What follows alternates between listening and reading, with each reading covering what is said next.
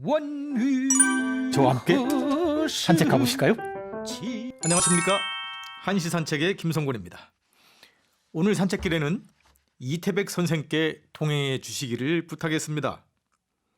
1000년 넘는 긴 세월 동안 대중으로부터 사랑을 받고 있는 작품이 많은데요, 그 중에서 인생길의 어려움을 토로한 행로난이라는 작품 이야기를 나누려고 합니다. 다들 참 어렵게 인생길을 가고들 있지 않습니까?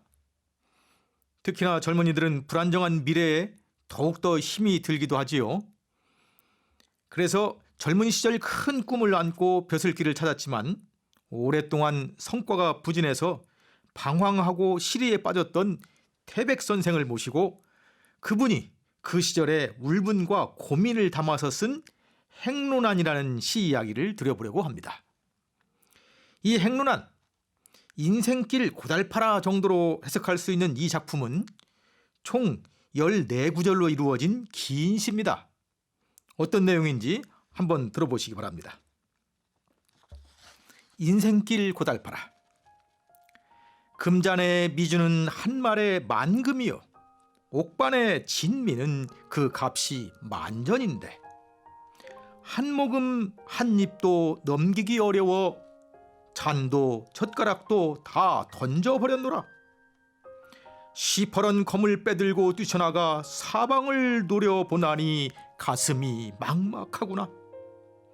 황하를 건너렸더니 얼음이 강을 막고 태항산 오르렸더니 눈이 산에 가득하네. 한가로이 푸른 시내에 낚시 드리웠던 사람이여, 해 뜨는 곳으로 가는 배를 꿈꾸었던 사람이여, 인생길의 어려움이여 어려움이여, 수많은 갈림길에서 나는 지금 어디 있는가? 큰 바람이 일어 물결 높은 날이 반드시 오려니 구름 돛을 곧장 펴고 드넓은 창해를 넘어가리라. 금준 청주 두 십천이여, 옥반 진수 치 만전이라.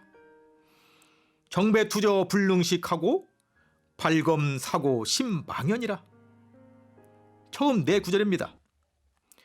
금술잔에 담겨진 술이 한 말에 만금입니다. 옥쟁반에 담겨진 진미도 값이 만전입니다. 그런데 이런 최고급 술과 안주가 마련되었는데도 정배투저라, 잔을 멈추고 젓가락을 던지고는 불능식이라, 마실 수도 먹을 수도 없습니다. 그리고는 발검 사고, 검을 빼고 사방을 노려보는 겁니다. 젓가락 대신 허리춤에 칼을 빼들고 사방을 노려봅니다.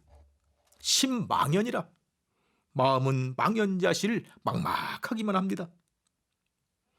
도대체 천하의 낭만 시인 이백에게 무슨 일이 있었던 걸까요? 무슨 일로 이토록 그 좋아하던 술도 음식도 한 모금 한 숟갈 넘길 수가 없었던 것일까요? 이 시를 지은 시점은 이백이 42살 되던 그 시기입니다. 25세에 청운의 푸른 꿈을 안고 고향을 떠나온 이백이었습니다. 오직 벼슬길에 나아가서 억조 창생을 이롭게 할 정치를 하겠다는 야무진 꿈 하나로 걸어온 긴 세월이었습니다. 하지만 열릴 듯한 벼슬길은 쉽게 열리지 않았습니다. 실망하기도 하고 낙담하기도 했지만 이백은 인내했습니다.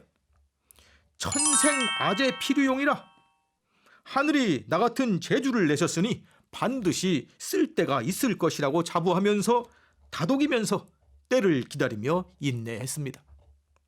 그렇게 17년의 세월이 흘렀고 40을 훌쩍 넘긴 이백은 마침내 인내심의 한계를 드러내기 시작합니다. 어느 날 이백의 처지를 잘 아는 친구가 잔뜩 풀이 죽어있는 그를 위로하기 위해 성대한 잔치를 베풀어 주었습니다. 만금에 해당되는 술이 준비되었고 만전이나 되는 산의 진미가 상에 가득 차려졌습니다. 술을 마다할 이백이 아니지 않습니까? 한 번 마시면 300잔을 마시는 이백 아닙니까? 자신이 타고 온 준마도, 자신이 입고 온 천금의 가죽옷도 모조리 술로 바꾸어서 한번 깊게 취하여 만고의 근심을 잊자 하던 이백이 아닙니까? 하지만 입으로 가져가려던 술잔은 그대로 멈춰져 버렸습니다. 술이 당기지 않습니다. 술잔을 내려놓고 대신 젓가락을 들었습니다. 입안이 바짝 마르고 모래라도 씹은 듯 까끌합니다.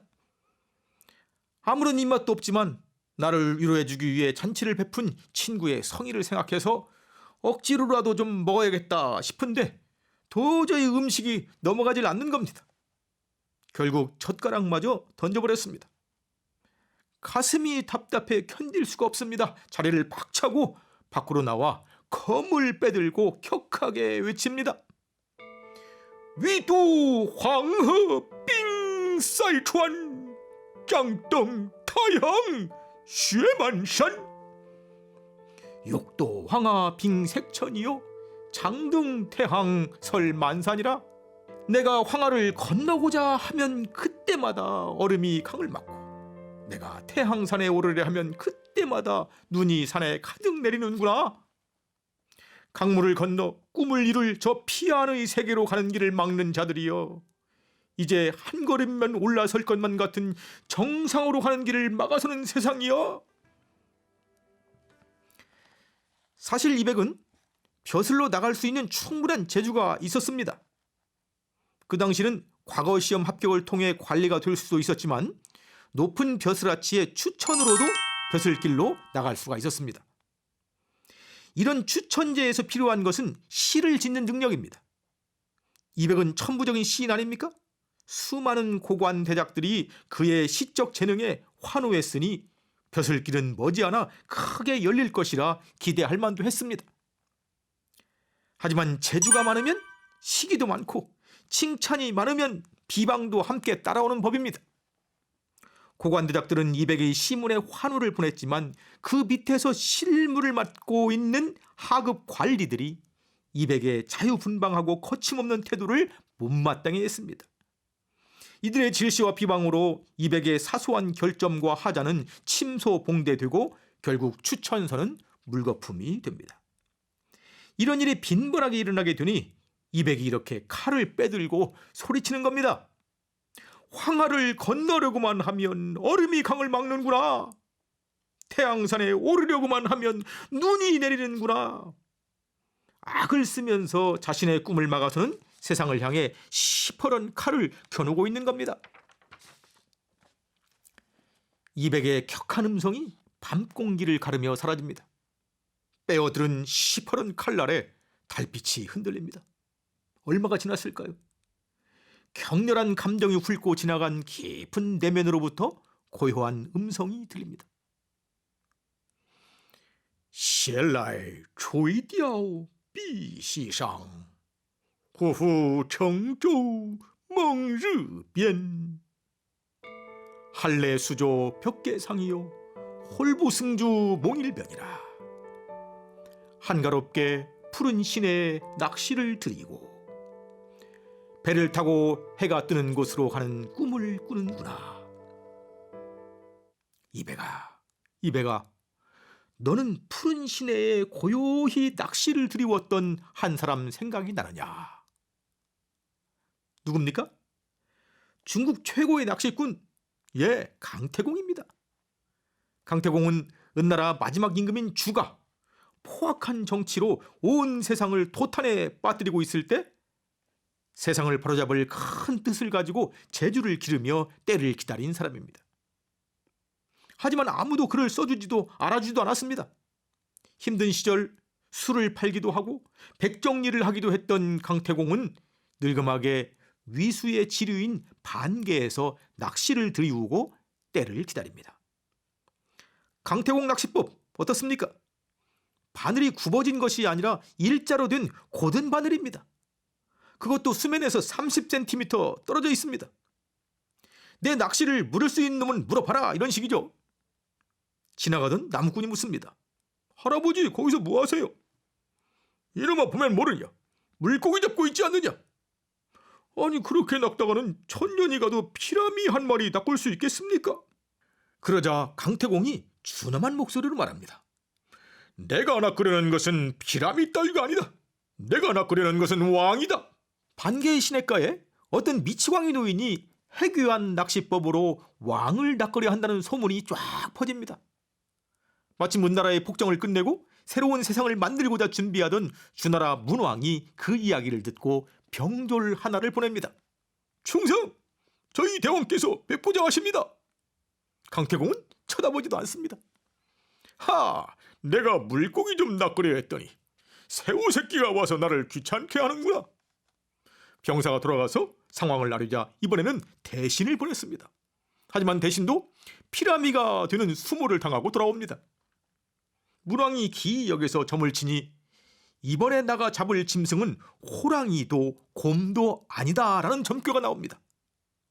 문왕은 3일을 목욕제계하고 큰 수레를 갖추어 직접 가서 강태공을 모셔다가 나라의 스승으로 삼고 천하의 일을 함께 도모합니다. 문왕이 죽은 뒤 강태공은 아들 무왕을 도와서 은나라 무도한 주임금을 타도하고 새로운 세상을 만듭니다. 주나라 건국의 1등 공신이 바로 강태공입니다. 그가 반개의 시냇가에서 문왕에게 발탁될 때의 나이가 얼마인지 아십니까? 80살입니다. 이백이 거듭된 좌절로 세상을 향해 칼을 빼들고 악을 쓰며 고함치던 바로 그 시절 그의 나이는 얼마였을까요? 40 남짓이었습니다.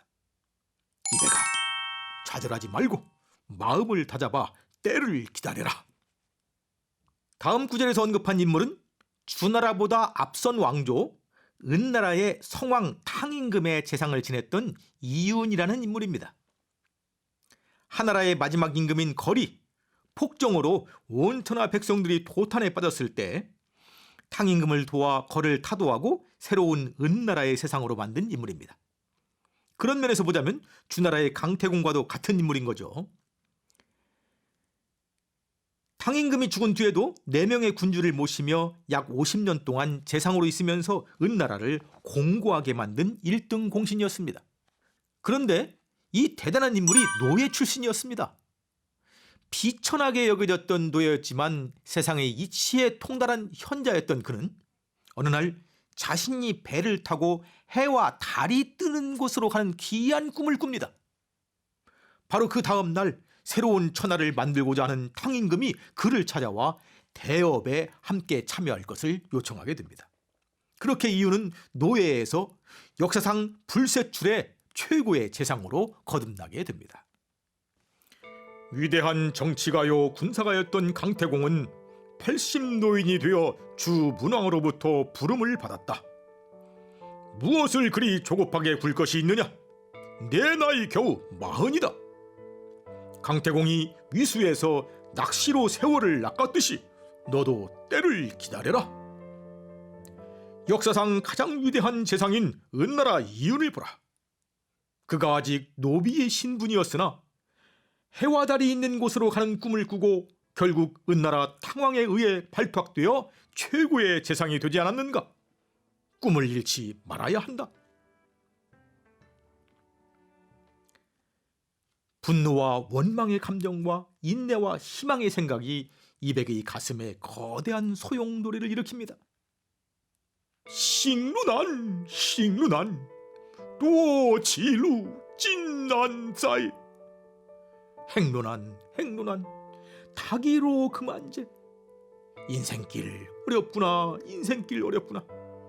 수많은 갈림길에서 나는 지금 어디에 있는가? 참으로 어렵구나. 꿈을 찾아가는 길은 참으로 어렵구나. 수많은 갈림길에서 나는 지금 어느 방향으로 가는 건가? 좌절의 길로 가는가? 희망의 길로 가는가? 체념의 길인가? 인내의 길인가? 부정의 길인가? 긍정의 길인가? 되는 대로 흘러가는 길인가? 꿈을 쫓아 가는 길인가? 지금 나는 어디에 있는가? 마침내 이백은 자신이 가고 있는 길, 앞으로 가야 할 길을 세상에 선포합니다. 장풍 포랑 회여시 주과 윈판 지창하이. 장풍파랑 회유시 하니 직괴 운범 제창해라. 대풍이 물결을 깨치며 불어오는 날이 분명히 오리니 구름 같은 돛을 높이 달고 넓은 바다를 거침없이 건너가리라. 희망의 길이요, 낙관의 길이요, 확신의 길입니다. 언젠가 파도를 일으키며 대풍이 불어올 날이 있을 겁니다. 그 큰 바람, 그 높은 물결 앞에서 사직과 창생을 실어 나를 배들이 모두 속수무책인 위태로운 시절이 올 것입니다. 그때 나이백은 하늘까지 닿는 높은 돛을 가진 거대한 배가 되어서 사직과 백성, 나라와 역사를 싣고 그 거대한 풍랑을 헤치고 평화로운 피안으로 항해할 것이라는 말입니다. 그러니 지금은 주저앉아 탄식하고 있을 때가 아니라 그런 구름까지 닿는 돛, 억조 창생을 태울 큰 배를 만들 때라는 겁니다. 그리고 지금까지의 모든 투자와 실패가 그런 돛의 크기를 키우는 일이었다는 확신을 갖고 더욱 정진해야 한다는 겁니다. 꿈이 어찌 쉽게 이루어지겠습니까? 또 쉬이 이루어지는 꿈이면 그것이 어찌 꿈다운 꿈이 되겠습니까? 만난의 어려움이 있어서 비로소 꿈이 되는 것 아닙니까? 지금 한 모금 물도, 한 숟갈의 밥도 넘기기 어려운 좌절이 있다 해도 이백처럼 가슴에 시퍼런 칼날 하나 톡하게 숨기고 때를 기다리며 살아야 하지 않겠습니까? 때가 되면 바람은 불어올 것입니다. 모든 돛을 준비한 자들을 위해, 모든 날개를 준비한 자들을 위해 큰 바람은 불어올 것입니다. 金樽今酒斗十千，玉盘珍羞这万千。听杯斗烛不能释，拔剑思故心茫然。欲渡黄河冰塞川，将登太行雪漫山。闲来垂钓碧溪上，无负乘舟梦日边。行路难，行路难，多歧路极难载。长风破浪会有时，直挂云帆济沧海。长风破浪会有时，直挂云帆济沧海。